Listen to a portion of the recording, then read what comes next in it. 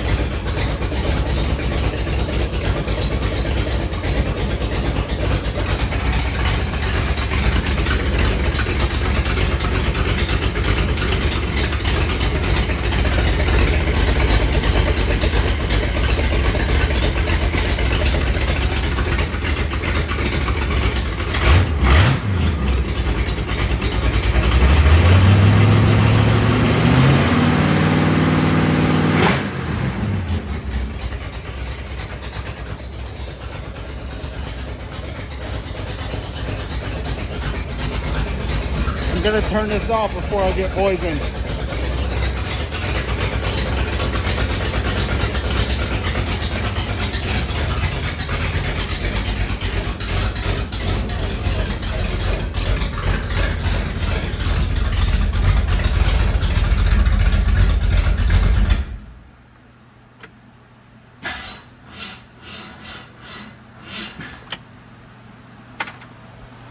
The only issue I'm having is after it's running, I don't have timing lock, so it's probably the issue. It's just terrible to start unless I retard the timing just a little bit. Yeah, I got to figure that out. So let's see if it'll give it a hit.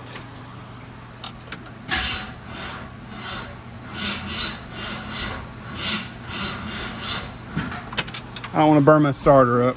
This is an original starter. Oh, 1965.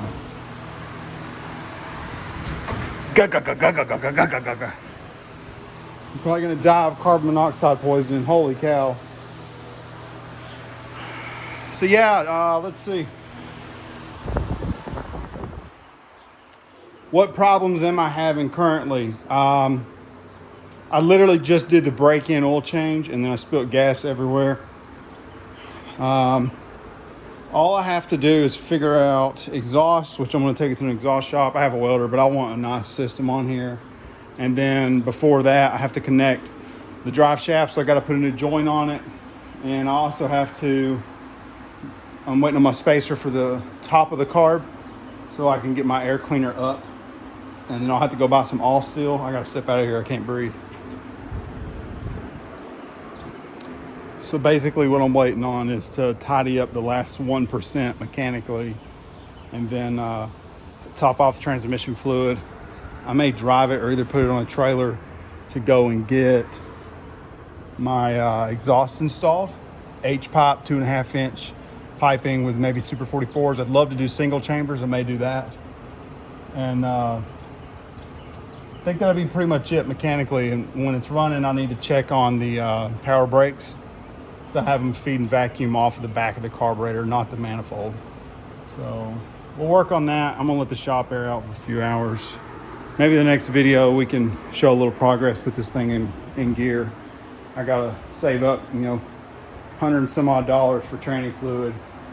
I believe a C6 takes 7 quarts plus 2 to 4 for the converter. Now I've already got about 2 quarts in the converter. So anyways, that's it. I'll show you around the engine bay real quick. Don't mind my gasoline I spilt.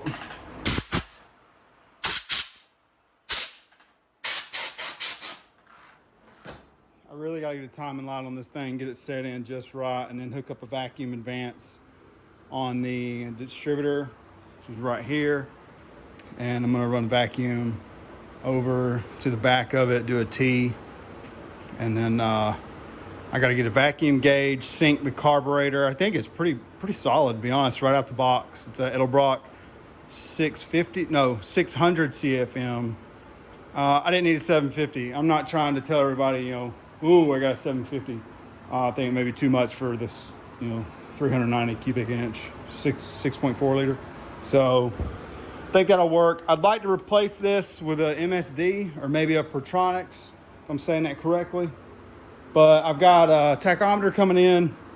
I need to get installed, a couple small bits and pieces, and then we'll get back to the brakes if this is working.